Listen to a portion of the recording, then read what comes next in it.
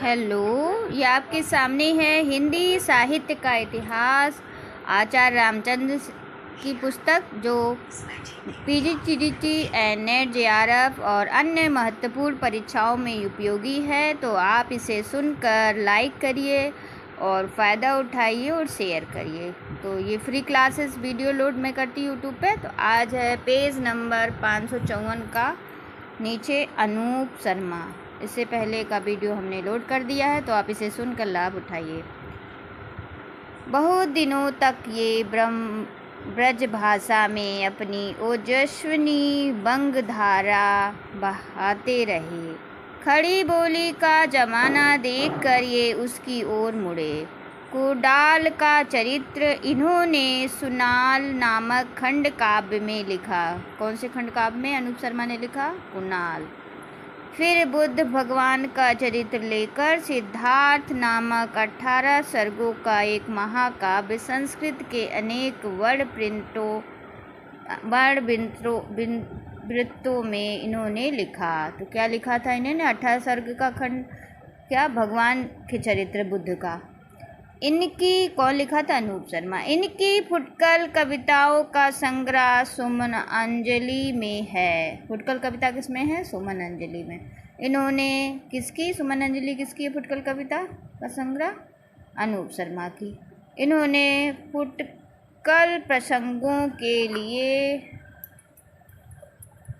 कवित्व ही चुना है। भाषा के सरल प्रभाव के अतिरिक्त इनकी सबसे बड़ी विशेषता है व्यापक दृष्टि, जिससे ये हमारे ज्ञान पथ में आने वाले अनेक विषयों को अपनी कल्पना द्वारा आकर्षण और मार्मिक रूप में रखकर काव्य भूमि के भीतर ले आए। जगत के इतिहास, विज्ञान आदि द्वारा हमारा ज्ञान जहाँ तक पहुँचता है, वहाँ तक हृदय को भी ले जाना आधुनिक कविताओं का एक काम होना चाहिए। अनूप जी इनकी ओर बढ़े।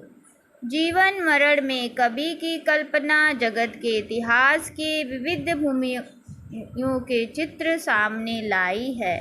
इसी प्रकार विराट भ्रमण में देवी के आकाशचारी रथ पर बैठ कवि ने इस विराट विश्व का दर्शन किया। एक झलक देखिए। तो विराट भ्रमण की देखिए कविता। आकाशचारी पे जो रथ पर जो बैठे थे, कल्पना किया उन्होंने रथ पर बैठने की। तो विश्व भ्रमण दर्शन का पीछे दृष्टि गोचर था गोल चक्र भूषण का, घूमता हुआ जो नील संपुटी में चलता, मानो जलयान के वितल पृष्ठभाग मध्य आता चला। फेन पीत पीत सा उबलता उछल रहे थे धूमकेतु धुरियों से तीव्र। यान केतु तड़ित भरचक था उछलता।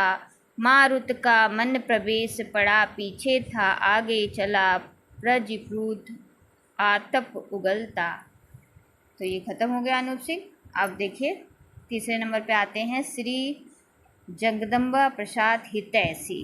तो हम किसके बारे में पढ़ रहे हैं? द्विवेदी काल में परिवर्तित खड़ी बोली के कवियों के बारे में पढ़ रहे हैं।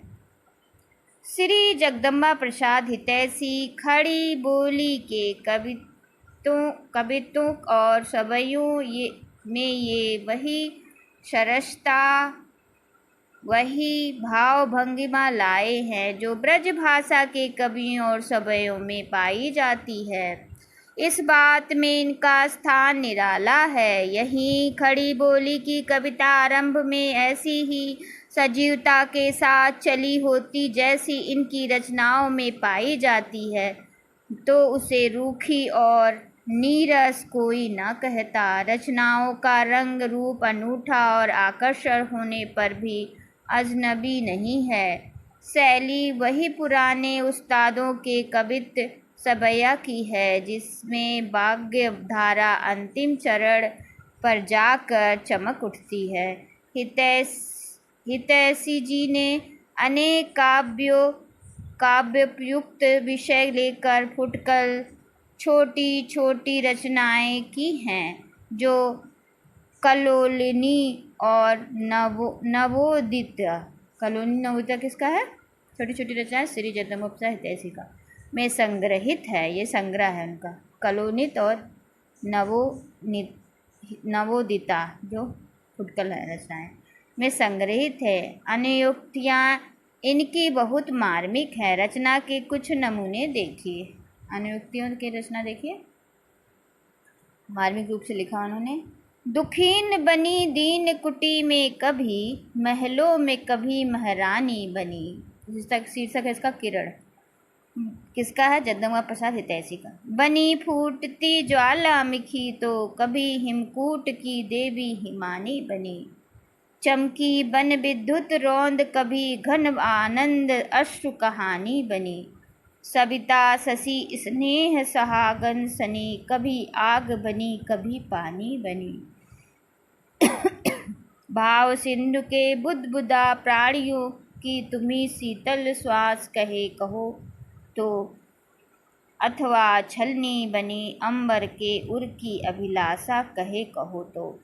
समझिए किरण के बारे में जैसा महसूस हो रहा और ऐसा लगता भी है जो लिखा है ना। घूमते हुए चंद के प्राण की पीड़ा भरी परिभाषा कहे कहो तो, नभ से गिरती नख तावली के नैनों की निराशा कहे कहो तो। परिचय। हूँ हितैषी सताया हुआ किसी का, हर तौर किसी का बिसरा हुआ। घर से किसी के हूँ निकलता हुआ, दर से किसी के दुत्कारा हुआ। नज़रों से गिराया हुआ किसी का, दिल से किसी का हूँ उतारा हुआ।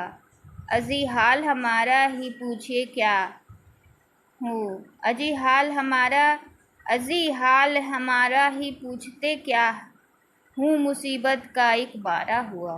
क्या लिखा है, दोबारा से देखिए, परिचय देते अपना।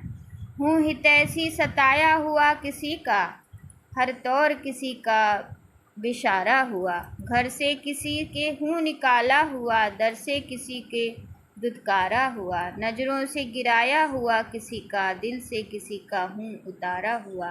अजी हाल हमारा ही पूछते क्या हूँ, मुसीबत का एक मारा हुआ।